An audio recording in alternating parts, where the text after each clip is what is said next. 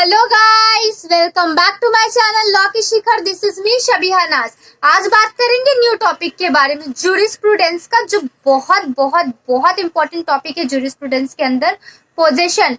तो definition of possession, kinds of possession, elements of possession and how possession is acquired. तो चलते हैं मेरे नोट्स की तरफ। मैं रीड भी करती चलूंगी और साथ ही साथ एक्सप्लेन भी करूंगी। मेरे नोट्स का पीडीएफ आपको मेरी डिस्क्रिप्शन पे मिल जाएगी, आप वहां से जाके डाउनलोड कर सकते हैं। तो चलिए बिना टाइम वेस्ट करे इस टॉपिक को स्टार्ट करते हैं। तो पोजेशन एक्चुअली में होता क्या, what is possession, meaning of possession क्या है? तो possession is a basic relationship between man and the object. एक बेसिक रिलेशनशिप है एक इंसान का, एक इंडिविजुअल, एक ह्यूमन बीइंग का एक ऑब्जेक्ट के साथ, किसी भी प्रॉपर्टी के साथ, किसी भी चीज के साथ किसी का कोई रिलेशनशिप रहता है। पोजेशन इन फैक्ट है या पोजेशन इन लॉ है तो उसको पोजेशन कहते हैं। सो अब रीड करती हूँ मैं definition. Possession is the most basic relationship between man and the thing. Possession is the most basic relationship between the man and the thing. It is a factual relationship between the man and the object and recognized by law. This is very important. जो law से recognize किया हुआ jurisprudence के thinkers हैं, उन लोगों ने भी definition दी है। According to Holmes, to gain possession, a man must stand in a certain physical relation to the object, and the rest of the world must have a certain intent.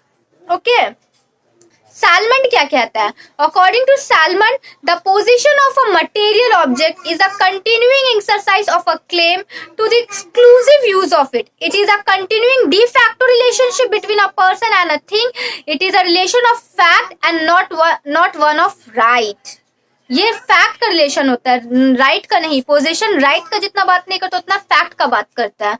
अगर right का बात करना है तो ownership में चलेंगे हम लोग, लेकिन आज हम लोग पोजीशन के बारे में बात करते हैं। सो ये था कुछ definitions of position and meaning of position हमने बताया। अब एलिमेंट्स ऑफ पोजीशन क्या है? एलिमेंट्स ऑफ पोजीशन दो है, corpus position and animus Duminy.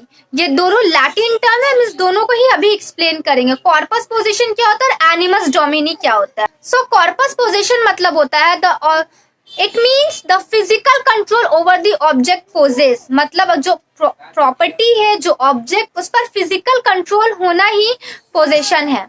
In other words, a person must have some physical touch with whatever he owns to have a reasonable expectation that others will not interfere with it. मतलब कि मेरा अगर किसी object पे, किसी चीज पे अगर कंट्रोल है, फिजिकल कंट्रोल है, तो उस पे थर्ड पार्टी कोई आकर इंटरफेयर नहीं कर सकता, उसी को पोजेशन कहते हैं।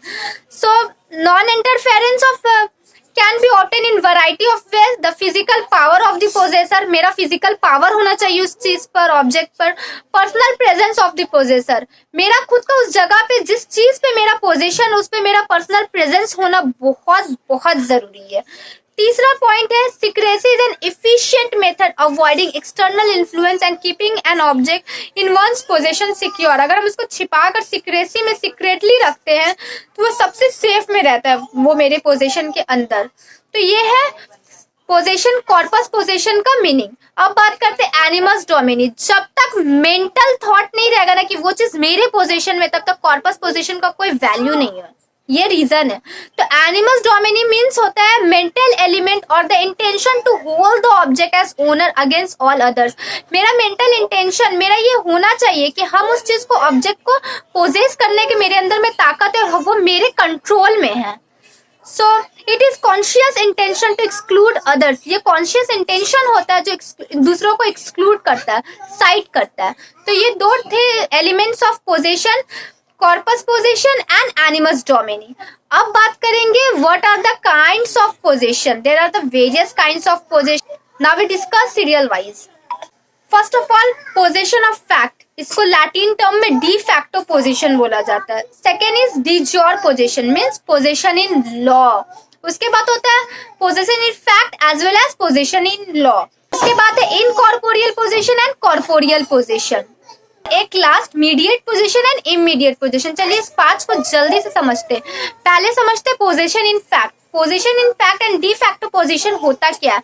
सो de facto is a Latin term, it means in fact. Position in fact और de facto position that means actual position of thing, हम एक्चुअली इस चीज को पोजेस्ट कर रहे हैं, तो उसको कहते हैं D facto position. It means that a person has position of fact if he has the thing in his physical control to the exclude of others. De facto position can be lawful as well as unlawful. De facto position can be lawful हो सकता है और unlawful हो सकता है, तो ये दोनों का एग्जाम्पल से समझते हैं। पहला, if a thief steals a cycle, अगर एक चोर साइकिल को चोरी करके उसको अपने पोजीशन पे लेता है तो वो क्या हो गया? वो डी फैक्टो पोजीशन तो है, वो उसका पोजीशन में है वो साइकिल, लेकिन वो डी फैक्टो पोजीशन अनलॉफुल है। अब उसका दूसरा पॉइंट समझते हैं, D facto position in law. तो लॉफुली डी फैक्टो पोजीशन कैसे हो सकता है कि अगर कोई सर्वेंट अपना मास्टर का किसी भी चीज को अपने पोजीशन में लेता है तो वो D facto position in law होता है, वो लॉफुली पोजेस्ड किया है, वो अनलॉफुल नहीं है। अब समझते हैं डिज्योर पोजीशन। डिज्योर पोजीशन क्या होता है? De jure position is a Latin term, it means position in law. तो इसका मतलब होता है कि अगर मेरे पास तो पोजीशन इन फैक्ट नहीं है बट पोजीशन इन लॉ मेरे ही पास है। इसका एग्जांपल वही हो सकता है, अगर एक सर्वेंट किसी चीज को एंजॉय कर रहा है, किसी ऑब्जेक्ट को एंजॉय कर रहा है, वो अपने मास्टर के थ्रू एंजॉय कर रहा है, तो मास्टर अपना पोजीशन इन फैक्ट सर्वेंट को दिया हुआ है, तो उसके पास पोजीशन इन फैक्ट तो है नहीं, but position in law master के पास ही है, वो सर्वेंट के पास नहीं है। अब समझते हैं तीसरा पॉइंट जो possession in fact as well as possession in law है। तो it means the person has both actual possession as well as the owner of the property. एक एग्जांपल से समझते हैं जिसके पास पोजीशन इन फैक्ट भी है, पोजीशन इन लॉ भी है, तो उसको दोनों ही बोलते हैं।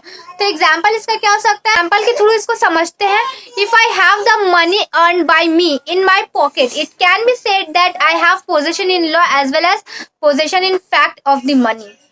मैं अगर पैसा अर्न की और वो पैसा मेरे ही पॉकेट में है तो पोजीशन इन फैक्ट भी मेरे पास है और possession in law as well as वो मनी मेरा ही है, तो ये दोनों ही तरफ से मेरा ही पोजीशन होगा। अब समझते हैं चौथा point, mediate and immediate position. Mediate और इमीडिएट पोजीशन क्या होता है?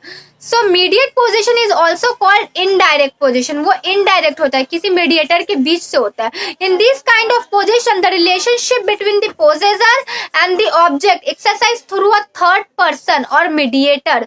जो मीडिएटर के थ्रू जो एक्सरसाइज होता है, जो भी पोजीशन, उसको मीडिएट पोजीशन कहते हैं। और इमीडिएट पोजीशन क्या होता है? जिसके लिए कोई थर्ड पर्सन का हमको जरूरत ही नहीं है, डायरेक्ट वो मेरे अंदर ही मेरा पोजीशन में आए। So immediate position is also called direct position. In such cases the relationship between the possessor and the object possessed directly and immediately। समझते हैं लास्ट पॉइंट जो corporeal position and incorporeal position के बारे में बताता है, जो बहुत बहुत बहुत इंपॉर्टेंट है। सो इनकॉर्पोरियल पोजीशन मींस इनटैंजिबल, जिसको हम देख नहीं सकते, छू नहीं सकते, टच नहीं कर सकते, लेकिन उसका पावर होता है। सो position of intangible object is called incorporeal position. It means any object which do not have any physical control. In other words, we can say the position of a right. Incorporeal position means the physical control or the corporeal is not necessary. जिसमें physical control नहीं है but मेरा mental intention है उस पे कि वो मेरा ही position है। तो इसका example क्या हो सकता है?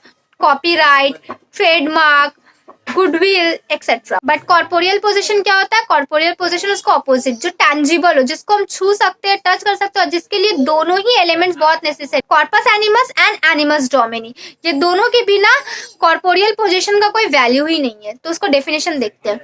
Corporeal position is a position of tangible object. Corporeal position, both the corpus and animus is necessary object which have the physical or materialistic manifestation and which our sense can perceive, or corporeal position. Thus, it is the persistent exercise of a claim on the use of material or tangible object. Examples क्या हो सकता है इसका? Chair, table, house, जिसपे हम physically control कर सकते हैं। तो ये थे कुछ काइंड्स ऑफ पोजीशंस। अब बात करते हैं इस वीडियो का लास्ट टॉपिक के बारे में जो बहुत इंपॉर्टेंट है, how possession is acquired. So there are the 3 ways how position is acquired. First of all is taking, second is delivery, and third is operational of law. Number 1 समझते हैं taking. Taking implies an act exclusively on the part the person who physically takes the possession. जो physically takes करता है possession को, उसको taking कहते हैं। It is the acquisition of possession without the consent of the previous possessor. Taking possession में भी original और डेरिवेटिव। ओरिजिनल जो खुद का कमाया हुआ, जो खुद का, जिसका प्रीवियस ओनर नहीं होता है, बट डेरिवेटिव मतलब जो प्रीवियस ओनर से लिया गया हो, और प्रीवियस ओनर के लिए कंसेंट बहुत जरूरी है।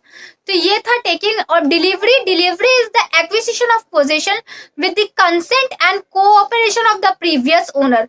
It is of two kinds, actual delivery and constructive delivery. अब समझते हैं operational of law. It takes place when by the operation of the law goods are removed from the possession of one person to other. जहां judicial custody काम करता है, जहां law के तहत आप एक कस्टडी से दूसरी कस्टडी में देते हैं गुड्स को, तो इसको बाय ऑपरेशनल ऑफ लॉ कहते हैं।